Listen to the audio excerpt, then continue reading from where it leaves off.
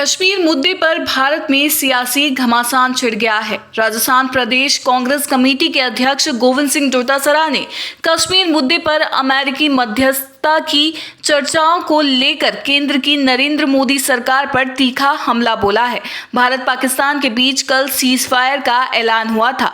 हालांकि इसके कुछ देर बाद ही पाकिस्तान ने इसका उल्लंघन भी कर दिया। इस सीज फायर पर अमेरिकी राष्ट्रपति डोनाल्ड ट्रंप ने दावा किया था कि उनकी मध्यस्थता में हुआ है। वहीं अब इस पर कांग्रेस नेता गोविंद सिंह डोटासरा ने केंद्रीय नेतृत्व पर सवाल उठाते हुए कहा, क्यों भारत की साख को बट्टा लगाकर मिट्टी में मिला रहे हो मोदी जी।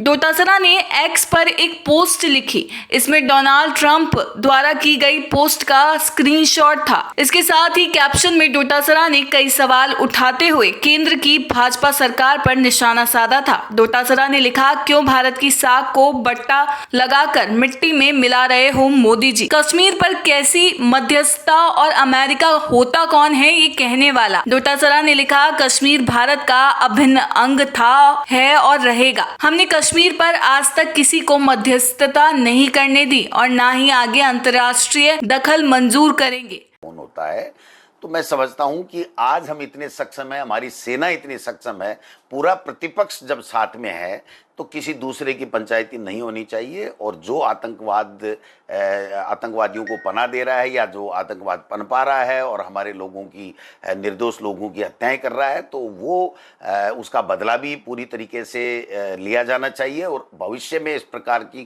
कोई पुनरावृत्ति नहीं हो, ये सुनिश्चित करना चाहिए। क्योंकि देखिए, इंदिरा जी ने आपको पता होगा कि पाकिस्तान के 2 टुकड़े करते और बांग्लादेश बना दिया था।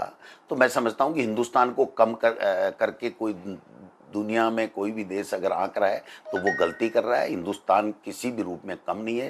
हिंदुस्तान के लोगों में एक जज्बा है, एक जुनून है, देश प्रेम, देश भावना, राष्ट्रभक्ति का जज्बा है और वो कूट कूट के भरा हुआ है और वो उबाल मार रहा है कि हम किसी भी सूरत में दोबारा आतंकवाद की घटना नहीं हो, ये सुनिश्चित किए बगैर हमको विराम नहीं लेना चाहिए, हमको किसी तरह की सहमति नहीं करनी चाहिए। लेकिन फिर भी हम ये मांग करते हैं कि देश के प्रधानमंत्री जी को पूरी बात देश के लोगों को, प्रतिपक्ष के तमाम पार्टी के लोगों को बतानी चाहिए और उसके बाद में आम सहमति बनानी चाहिए। क्योंकि ये देश का सवाल है, कोई बीजेपी या कांग्रेस का या किसी दल का सवाल नहीं है, किसी व्यक्ति का सवाल नहीं है, किसी एक नेता का सवाल नहीं है, ये देश के लोगों का सवाल है, राष्ट्र का सवाल और सम्मान है। इसलिए इसके साथ किसी तरह का कोई समझौता नहीं होना चाहिए। सरकार को अब जो है उल्लंघन करने के बाद में सीज फायर का अब क्या कदम उठाने चाहिए?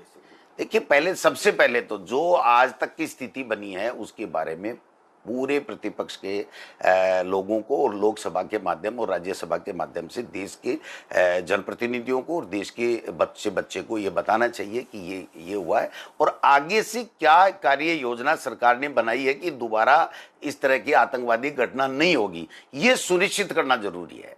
ये सुनिश्चित, इसका बदला और आगे की आतंकवादी कोई भी इस तरह की कायरतापूर्ण कार्रवाई नहीं की जाएगी। हमारे हिंदुस्तानी का एक का भी निर्दोष का खून नहीं बहेगा। ये सुनिश्चित आज देश का आम नागरिक चाहता है।